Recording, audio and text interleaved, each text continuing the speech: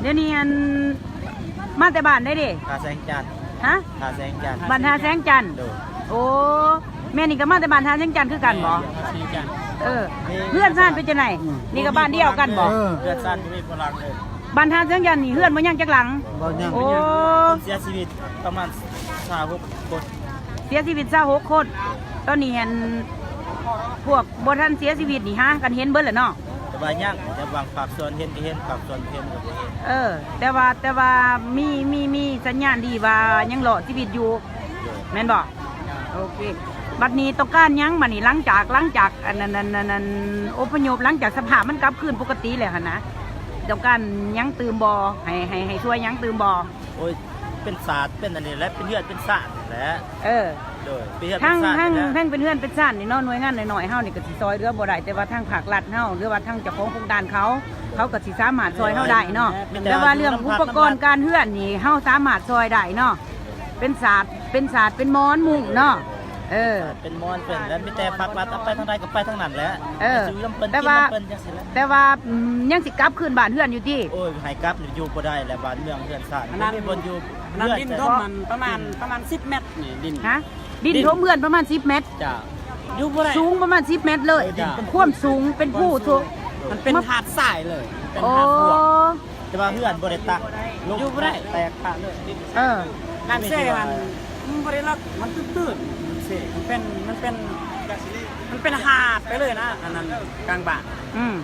บ่มีมองสิอยู่ แสดงว่าเขาไปนี่ยังภายในนี่คันบ่มีเฮือนแม่นบ่มีไผกลับได้แม่นบ่บ้านพวกแกนี่ บ่มีปัญญา โอ้ มีปัญญากลับเพราะว่าเพื่อนซ่านบ้านซองก็บ่มีเด้เพื่อนซ่านเทพพังเบิดแต่เป็นบ้านเป็นสนมสนิมขนาด อืม เพื่อนซ่านเป็นบวกเด้อเป็นบวกเป็นต้มจะลายหั่นดินคูนขึ้นประมาณ10 เมตร แต่ว่าในบ้านในเมืองมันโอ้เป็นตะอยู่แหละลงเห็นคันว่าปกเอื่อยลงไปเห็นแต่ที่ว่ามันเป็นที่ว่าสภาพแนวหนักนะ อืม จะไปไหนคันเห็นในเพชรกินยังพอแห้งเลย อืม จับสลับผาแสงจันทร์ เออ ผาแสงจันทร์ที่ลาดบ้านไม้ทาหิน ได้เกิบใหม่ตินี่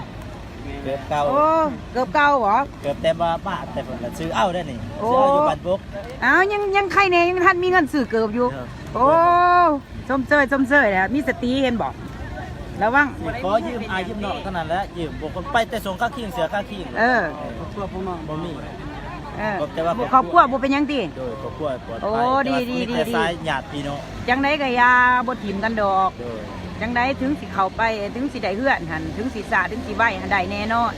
แต่ว่าบ่ฮู้ว่าสิสาสิไหวอดเอา ยังได้เฮือน จังไดคนลาวบ่ถิ่มกันจะเบิ่งดีน้ำใจจะเบิ่งน้ำใจคนลาวมากทั่วประเทศบ่ว่าแต่ลาวแต่ไทยสากลก็มาซอยเฮานับถือน้ำใจเขาเฮ้ยวิดีโอค่ะวิดีโอค่ะเฮ้ยเพราะว่าสัญญาณมันบ่ดีปานไหนเอาวิดีโอบ่เป็นหยังเดี๋ยวจัดส่งให้เนาะซื้อหยังนี่ สิแล ซื้อแหล่ข้าวแหล่บ้าน ทาแสงจันทร์ ข้าวแหล่บ้านท่าแสงจันทร์นี่ได้ท่าหยัง ลิด ข้าวรีดกับข้าวแหล่อ้ายน้องกันบอก บ่ก็ไอ้พี่ลูกน้อง โอ้ลูกอ้ายลูกน้องโอเคตุ่มลุ่มกันเด้อสามัคคีกันหักแพงกันคือเก่าแหน่เบิ่งเอานำใจคนลาวมานี่บ่ทีมขอบใจ กลับเมื่อบ้านเนี่ยโอ้มีปัญญากลับแหละ บ่เป็นหยังอยู่ไปก่อน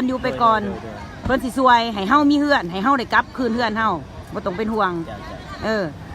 ถึงว่ามันสิซ่าก็ได้แน่นอนให้อดใจรอเพราะว่าภาคส่วนเสียหายเฮามันก็หลายภาครัฐเองก็บ่ถิ่มบ่ปาเพิ่นก็มาบ่ว่าแต่ภาคตลาดประชาชนเฮาบางทีหลังไหลมาซอยเหลือนี่มาด้วยใจทั้งนั้นบ่มีไผจ้างมามาอันนี้คือข่อยมาอันนี้ก็มาด้วยใจทุ่มเทแห้งกายแห้งใจขึ้นฮอดที่มีมาสวนมาซอยเด้อ โดย นะบ่เป็นหยังขอบใจเอื้อยไปก่อนใจได้หลาย